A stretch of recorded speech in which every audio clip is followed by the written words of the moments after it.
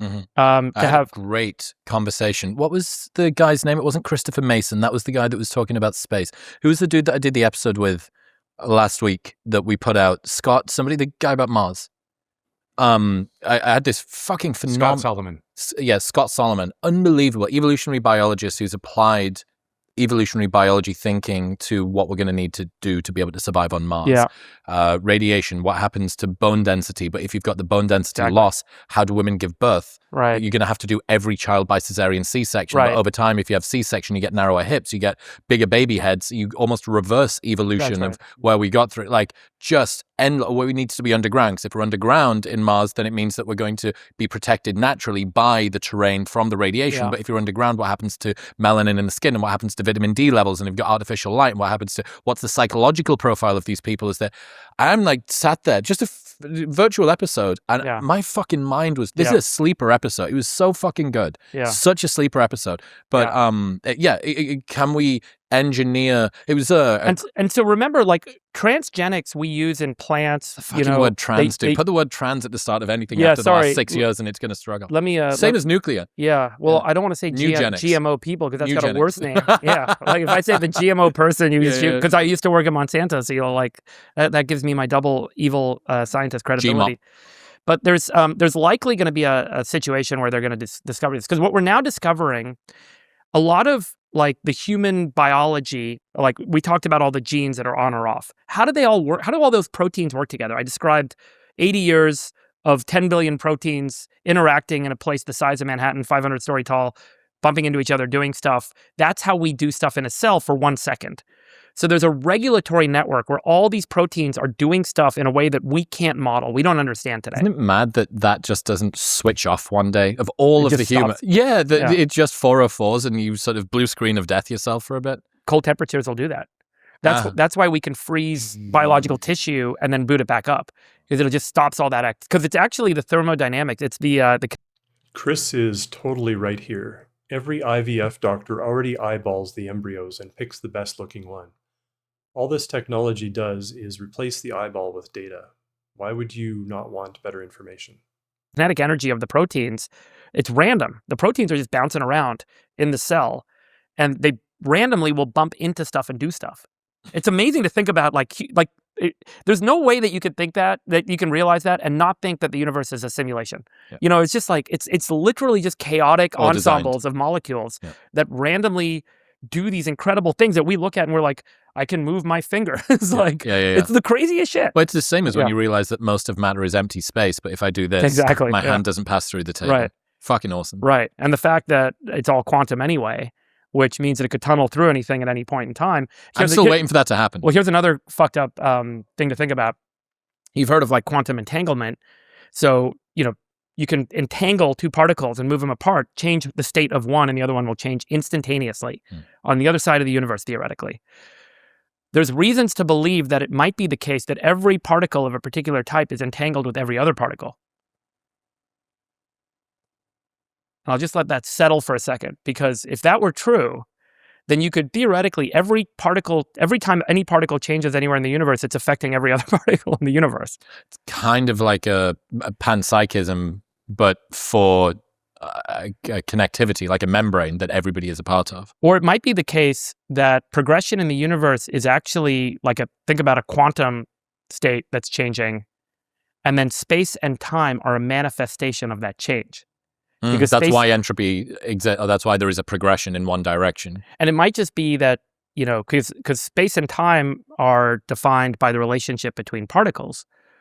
And it may be the case that if all the particles are entangled, that there's just this one thing that just changes, and then all of space and time is a feature. It's like a universal clock. Yeah, it's a whole nother way of thinking about our place in the universe. How do we get here? We were talking about... Where's your line? Yeah, okay. Is there a line that you have from GMO people to IVF shouldn't happen? Do you have an ethical line for that?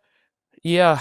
I definitely think that we can be very defined around the CRISPR stuff, where we can change a gene to make someone healthier or enhance. And I don't have a philosophical disagreement with giving someone the ability to not just like turn off disease, but to say, hey, I want this person to have the trait that they didn't randomly get from me or like inherit.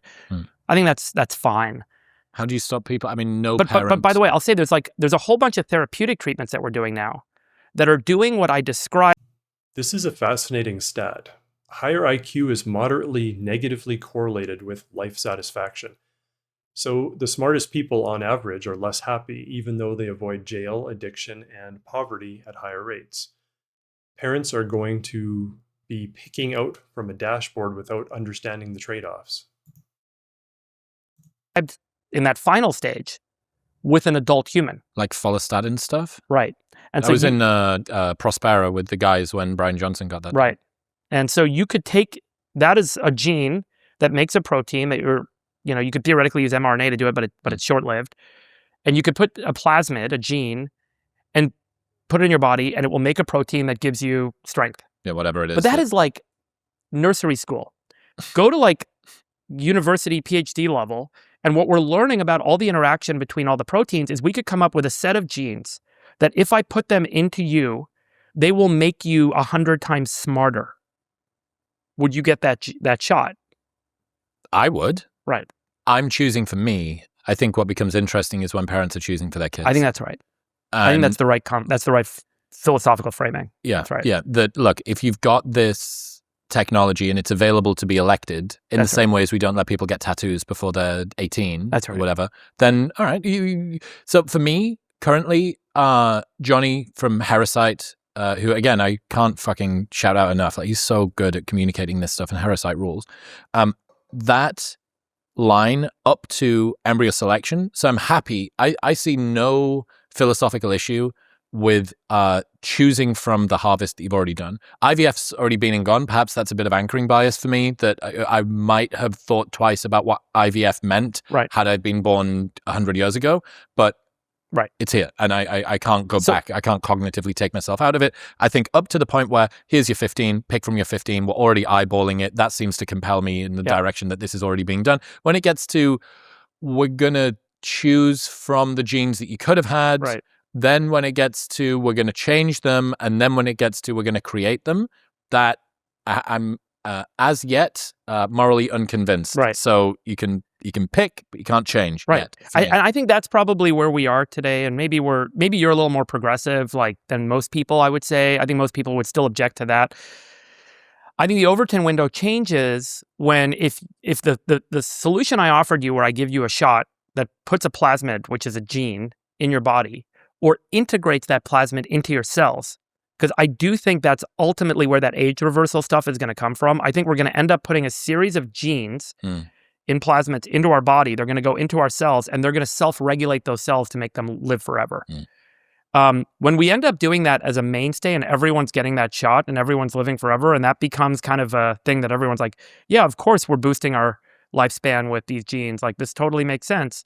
That's when people say, well, if we're doing it to ourselves and we're all doing it, like, why don't we just do it to every embryo? And that's when people will start to, and that's probably many decades from now, but I think that's where you can start to think about how the Overton window shifts at what point. Look, when it becomes less about this, like, that is crazy, because if everyone's doing it as an adult and it's totally safe and normal and it extends lifespan, then bring it back down to doing it for the children. Yeah, I get the sense that any ickiness that people have around embryo selection, specifically for positive traits, everybody's already pretty much on board with embryo selection against negative traits, right? Huntington's, etc. The Ashkenazi community are already like very deep in this because of their genetic profile. I think very quickly once it becomes a competitive game, and it will, the people who resist are going to watch their kids fall behind. That's what drives adoption. Not philosophy, not ethics, just parents wanting the best for their kids. The people who either are blank slatists, deny behavioral genetics, don't think heritability is a thing, think that embryo selection for IQ is just rebranded eugenics. All of those people, typically quite well educated, probably quite liberal and left-leaning. They care about the outcomes that their kids get. And if these slightly more right-of-center fucking hicks that have managed to cobble 15 grand together to get their IVF done, and then a little bit more to get Herosite or somebody else to do their profiling, if their kids are outstripping theirs in school and in sports, because, well, their immune function was the best of the ones that were available, and there's lowered rates of autism, or there's lowered rates of ADD, or there's lowered rates of depression, they've got a happier, more flourishing life, I think very quickly parents are going to look at it and go, well, why did I read all of those parenting books? Why did I work so hard to try and give my kids the best future that I could? Yeah. And I'm now leaving behind Jeffrey Miller said this fucking great quote. It's like every single parenting book on the planet could be replaced with the power of one behavioral genetics book. That your kids are made up of the raw materials of the person that you make them with. That is not infinitely, sorry, that would be incorrect. 50% of everything you are on average is genetically inherited, including your psychological profile, and for physical traits, significantly more. Like, very unlikely you're going to be born black with 2 white parents. Therefore, if you just understand the behavioral genetics of the situation, I think that lots of people are going to get on board. Yeah, that's right. And as soon as it becomes a competitive game, this race to the top, not race to the bottom, is going to happen. And people are going to go, well, now the thing that's interesting, that I think is cool, 2 wrinkles that I spoke to Johnny about the last time we sat down. First one is basically buyer's remorse from parents. This sense that because I was so consciously involved in the decision to choose this child, if any negative outcomes occur because of that kid, I think that there's the potential for parents to blame themselves or for the kid to blame the parents if they were to find out. And the second one that I think is kind of interesting is parents are likely to regress or converge on a small bucket of traits that they think would be optimal to give their kid. But Spencer Greenberg did this fantastic study, huge, big study. IQ is moderately negatively correlated with life satisfaction. Right. He's right that the Overton window shifts when adults start doing age reversal stuff with gene therapy. If we're all injecting ourselves with genetic enhancements to live longer, it's going to be really hard to argue we shouldn't do the same for embryos. IQ, lower life satisfaction, and you have to assume people with higher IQs are less likely to go to jail, less likely to be addicted, less likely to be homeless, more likely to get married, more likely to complete a high-powered degree. Okay, so all of those things would increase life satisfaction. So the impact of IQ on life satisfaction is so negative that it offsets the objective life improvements that you get from being smarter. Right. So which parent, if you look at this dashboard, all of the things being equal, is not going to choose the smarter kid? Now, if you had the option to boost the kid's IQ by 200, because the world is different with superintelligence. So if you have digital superintelligence in the world, it's a very different world than we live in today. It's not just competing with each other. It's about finding a place in the world with the superintelligence. And we're all going back and forth to Mars and traveling the universe and figuring out quantum shifts in the universe and like all the things that I think are pioneering in the next century. That becomes a different and more important framing at that point, because you don't want to end up being one of the people, or you don't want your kids to be disadvantaged in a world where there's this pervasive superintelligence that everyone's using and accessing and turning on and turning off as they need it to do the thing